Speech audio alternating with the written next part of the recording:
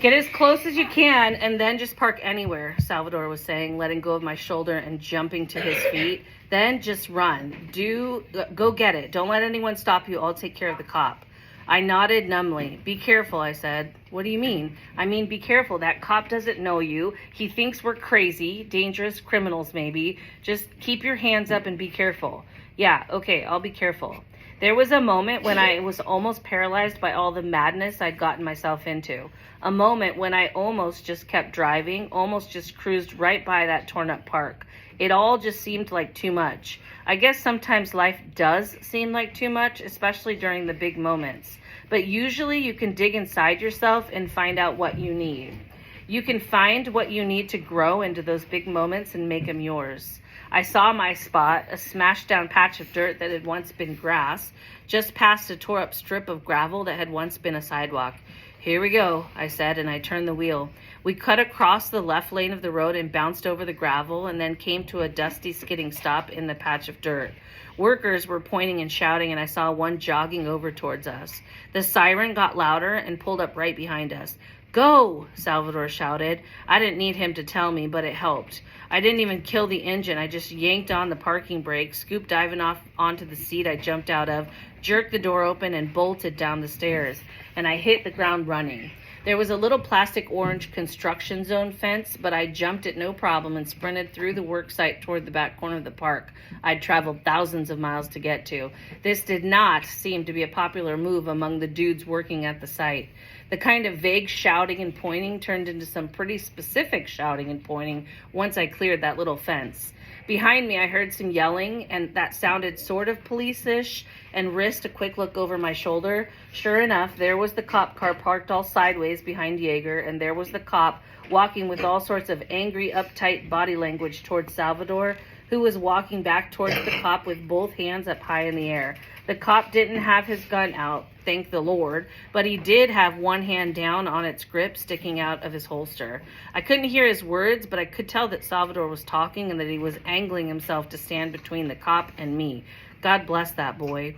I looked forward again, and just in time, too. A beefy guy in a flannel shirt was lunging toward me, hands ready to grab. I veered to the side, dodging him, but just barely. He took a couple of half-hearted steps in pursuit, but his belly outweighed his ambition, and I left him gasping and swearing. I bolted through where I was pretty sure there used to be a swing set and a slide, but was now just a mess of dirt and holes and bulldozer tracks. I had some good memories about that swing set, memories of a mom's hand on my back, pushing me high, of Rose learning to kick her pudgy little toddler legs, of jumping off contests with Ava when I felt like I was flying, but lost to her long legs every time. But it was too late for the swing set now, and I wasn't here for it anyway. I cut around a bench and then zipped sharp around idling front end loader, and then I had a straight shot toward the back corner, the wild corner, the overgrown corner, the wooded corner where on a sunny spring day 5 years ago I'd knelt with most of my family and buried some memories. But it wasn't there. And I don't mean just the box wasn't there. None of it was there. There was no corner, there was no wild, there was no overgrown, there were no woods. My steps faltered, my stride slowed, but I kept on charging forward because my legs didn't quite believe what my eyes were telling me. There was no memory corner. There was, off to the side, a stack of stripped down logs and a ragged pile of leaves and branches. And there was a big ditch clawed into the ground, and there was a giant mound of soil and dirt and rocks. And there was a big rusty backhoe, this one being moved by a man inside, scraping the bottom of the ditch with its enormous steel scoop and then pivoting with a lurch and dumping the load on top of the mound. Are you done? Hey, kid! I heard the shout and saw the man running my way on a diagonal. My brain was still catching up to the mess in front of me and what it meant, but I'd gone this far and wasn't going to stop now. So I added some juice to my legs, stretching out my stride and surging past the guy. I looked urgently around as I ran up to the scene of the crime, trying to size up where things were, where things had been, where things were supposed to be. I was out of breath, the sun was in my eyes, memories and desperation had their hands around my throat, and I was trying to compare the present torn up, dusty wasteland with the green wooded park of my 5-year-old memories. What I'm saying is, I was having a real hard time. I squinted around, looking at the shapes of the hills, at the distance to the street, at the houses nearby, sizing up where I thought I was compared to where I knelt that day in memory. I tried to place the ghost of my mama, the ghost of my sisters, where they had been, laughing, smiling, touching, breathing, alive. I tried to find them there amid the root-ripped trees, the gouged ground, the torn trench. I listened for where their echoes might still ring. That park was like my heart in some ways, I guess, scraped bare and scarred, alive, mostly in memory. But I was pretty sure I knew where I was in it. I jumped down into the ditch. I was at the part where I started digging for memory. The ditch was waist deep, and the guy in the big metal digger was shouting at me, waving his arms, but his concern was no concern of mine. The machine fell silent, and the guy stepped half out of it, yelling, but my ears weren't listening for his anger. They were listening for my ghosts. I picked my way through the ditch, stumbling but not falling. I wasn't seeing the dirt, the stones, the roots around me. I was seeing a tree-shaded clearing and the shadows of two sisters and Mama's face, and I was hearing her words. All right now, everyone, put a hand on the box. Yes, just like that, Rose. I paused, turned, half closed my eyes. I held the memory behind my eyelids, looking through it at the world around me, tried to find where my feet needed to be, where my hands needed to dig. Perfect. Now repeat after me. I could see the shared smiles as we passed each other, the shining eyes. I promise, as a mother, as a daughter, as a sister, as a mother, as a daughter, as a sister, to hold my mother, my daughters, my sisters in my heart, to hold my mother, my daughters, my sisters in my heart. And I promise to come back, to this very spot, to retrieve the secret box of memories, 10 years from today. Amen, the end. Amen, the end. I breathed in slow, breathed out. I came back. I whispered to the dirt, to the memory, to the ghosts, to my mom and my sisters. A little early, but I'm back. Promise kept. I opened my eyes and looked around.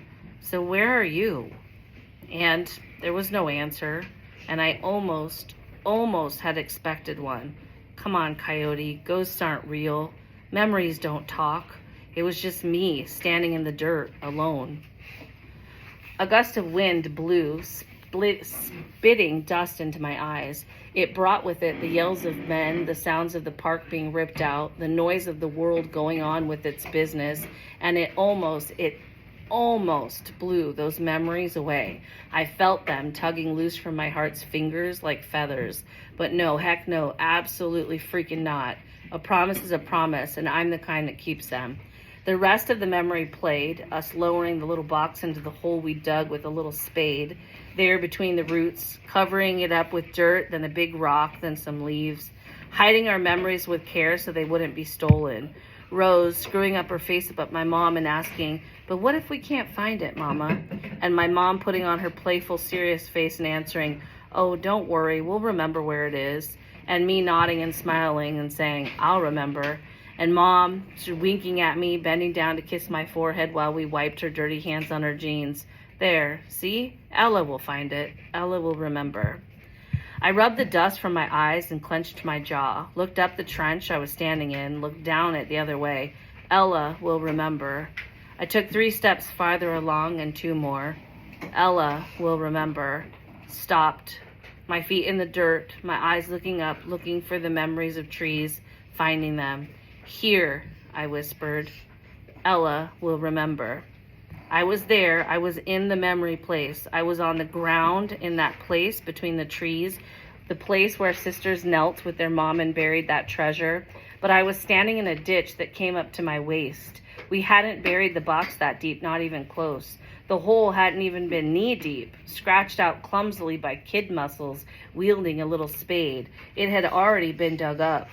I looked at the backhoe operator who was standing on his machine saying something to me, a look of pure pissed off on his face. Did you find something? I asked him. He stopped whatever growling he was doing. What? Did you find something when you were digging right here where I'm standing? He gave me a "you're ruining my day" scowl. I found some rocks, kid. Now move it. That's it? You didn't find anything else, like a box? No, I didn't find no box. Look, it's a big shovel I got here. I could scoop up a microwave and not even see it. Now you gotta... Where's the dirt? Where's the dirt you dug out from right here? He gestured at the mound of dirt that towered over me at the ditch's edge. Where do you think? I turned and looked up at that pile. It was well over my head. It could have been over my head even if I hadn't been standing waist deep in a hole. It was a lot of dirt, is what I'm saying. It didn't matter. It didn't matter at all, not one little bit. I dug into the bottom of the pile with both hands, with bare hands. I didn't need gloves. I didn't need a shovel. I didn't need anything except to keep that promise. Hey, the guy hollered, and then followed it up with something else, likely about stopping or knocking it off or getting out of the way or some such, but I didn't slow down, I didn't stop, and I didn't turn to answer or explain. The dirt gave way before me. It tumbled down into the ditch at my feet, but more spilled from above to take its place, and I kept clawing at the pile. I didn't stop to catch my breath or rest my hands or flip off the surly shouter, didn't pause for even a heartbeat until a pair of hands grabbed my shoulders and pinned my arms, and then, strong but not in a mean way, spun me around. I thought I'd see that cop glaring down at me, but instead it was just some guy, a guy with scuffed up boots and a few days' worth of stubble on his cheeks. He was looking into my face and he looked worried. Hey, he said, and then he said it again. Hey, hold on a sec. I stood there in his grip, my breath coming in heaves. What's going on? He asked. I have to find it, I said, and I tried to shake loose. Find what? There's a box and we buried it and I have to find it, I said in one breathless burst. Hey, he said again when I struggled to break free and turn around. Listen, sorry kid, but if you buried it here, it's gone and you gotta leave, all right? This is a work zone. It ain't safe. I shook my head. No, I have to find it. Well, you aren't going to. Sorry. You're gonna get out of this ditch and then get on home. He grabbed me firm, his fingers around my waist, and started to walk, pulling me with him towards the end of the trench. I dug my heels and wrenched my wrist free, and when he turned to grab me again, I raised both my hands up out of his reach. I have to find it, I shouted, and I brought my fist down on his chest. He stepped back, taken by surprise, and I raised my fist again. I was almost ready to hit him again. Almost ready to hit and claw and scratch and kick and do whatever fighting I had to do, because what I was fighting for was worth fighting for. But then I remembered rodeo. I remember how he talked to folks and how he didn't raise his voice, but he talked soft. How he talked right into their eyes, person to person. Always kindness, Coyote. Folks like that. They like being talked to like people, like they matter. And at the end of the day, if you give them half a chance, people want to help other people. Most of them anyway, they do. So I lowered my fist and I gave myself and him 2 breaths to calm down. And I lowered my voice and I looked that fellow right in his eyes. I looked long enough and close enough that I saw their color, a yellowy brown flecked with bits of green. And I talked right into his eyes, my voice as human and gentle as rodeo's. Please, I said, I have to find it. It's important to me. And that fella, he paused. I saw it. And it was the kind of pause I'd seen 100 times before when Rodeo talked with his rodeo eyes and his rodeo voice and won someone over, when he made them pause and listen and then get on his side. The man's eyebrows had been scrunched down angry and they rose just a bit. The hard line of his frown softened just a tad. He looked at me and I looked right back. Please, I said again, help me. The man blinked and he took one good deep breath, and then he said with a little shrug in his voice, what kind of box is it? And I didn't smile because it wasn't a smiling kind of moment. It's a metal box about the size and shape of a shoebox. We buried it right there 5 years ago. Are you sure it was right here? Sure as sugar, sir. The man shook his head, but then he kind of shooed me toward the pile with his hands. All right, we gotta hurry though. And I spun back to the dirt and started digging again, and that fella with the green-flecked eyes stepped right up at my side, and he started digging with his bare hands too. The backhoe operator started a fresh round of shouting, but the guy beside me barked at him. Chill out, Ed, it'll just take a minute. And then Ed said, dang it, Travis, I got a schedule to keep. And my new friend Travis answered, Well, if you're in such a rush, why don't you get us a couple shovels? And Ed snorted and spit. But a second later, he was gone, and a few minutes after that, he was in the ditch with us, handing us shovels, and he started digging on my other side. And between shovelfuls, he asked me, "What are we looking for?" And I paused just long enough to tell him, and his voice was rude and gruff, but I swear if I hadn't been so busy digging, I would have hugged that man. We tore into that hill of dirt, us three. There was nothing but the sounds of our breathing and the clinking and shrieking of our shovels digging dirt and tossing rocks. Sweat was dripping into my eyes, and I was wiping at it with my arms, so I don't know when exactly he got there, but I looked up and saw Salvador standing up at the surface, working on the side with that pile with a shovel of his own, his white undershirt smeared with dirt. He saw me seeing him and gave me a little nod, but he kept working, attacking the dirt. An ornery bleat rang out of Gladys as she walked up to the ditch, flapped her ears, and peered down at me. I'd bolted out of Jaeger at a dead run and left the door standing open behind me, but I wasn't worried. Gladys could take care of herself. Then, as if he could read my mind, Salvador said between breaths, "Wait, if you're joining us from trombones, can you go into the middle room? I've got one page left, and I don't want you to hear it until you hear the pages that come before it." Okay. Salvador said that? Quick, quick, quick. Have you heard this story before? Then, as if he could read my mind, Salvador said between breaths, "Don't worry, Ivan's still on the bus," and I closed the door. I heard somewhere a voice still shouting, and I glanced up just long enough to see it was the cop, hands on his hips and a frown on his face, taking turns snarling at Salvador and throwing some words at us down the ditch. Finally, Ed, big old grumpy Ed, stopped for a breath and leaned on his shovel sweating and said up at the cop, "Come on, man, give it a break. This girl's looking for something." "What is she looking for?" "Well, it ain't a gun, all right, so just give us a minute." That Ed, he was growing on me. The cop seethed, but he zipped his lip and just stood there, rocking on his heels and looking nasty. We hacked away at that mountain of dirt, me and Ed and Travis and Salvador, tossing the dirt over our shoulders and sending little avalanches of it crumbling down to our feet. The pile got smaller and smaller, and we got sweatier and dirtier, and all our shovels hit was dirt or rocks or roots. Eventually, Ed gave up. He grunted and wiped his face and stepped back, panting from the work, and then sat on the opposite edge of the ditch watching us. Beside me, I could tell that Travis was losing hope too. His scoops got fewer and farther between, and sometimes he just kind of stood there, poking at the mount with his shovel. Salvador never slowed down, though. Every time I glanced up, he was digging and scooping and throwing. His shirt was filthy now and stuck to his body with sweat, but he never stopped. I knew he wasn't going to stop until I did. That's a friend right there. That's the kind of friend you want with you. My shovel dove and plunked, then scooped and lifted and tossed, and then dove and plunked again. And then, just like in some dumb movie, it happened. My shovel dove and plunked, and it didn't plunk deep, it plunked shallow and stopped cold. I'd already hit plenty of rocks, but this plunk felt different. A little less solid, a little more hopeful, and it made a sound too. A sound like a rock hitting a stop sign. It was quiet, muffled by dirt, but it was there. I knew I hadn't imagined it because even Travis stopped his poking and his head snapped over to look at where my shovel had plunked.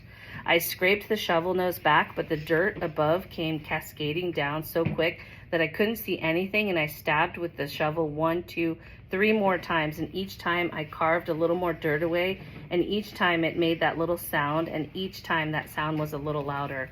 And then finally, the dirt that kept falling down didn't fall straight down. It split and poured down around the corner of something. The corner of something that was sticking out just a bit from that pile of dirt. The corner of something that was metal and square. I stopped. I just froze. I was looking at it. It was looking at me. "That's it?" Travis asked, and I couldn't answer. I dropped the shovel. I reached out with an unsteady hand. My fingers stopped an inch away, my heart pounding in my ears, and my lungs held onto their breath like it was their last. And then I touched it. I just touched it lightly. "Mom," I whispered, my finger on that box we'd buried there together. "Ella will remember."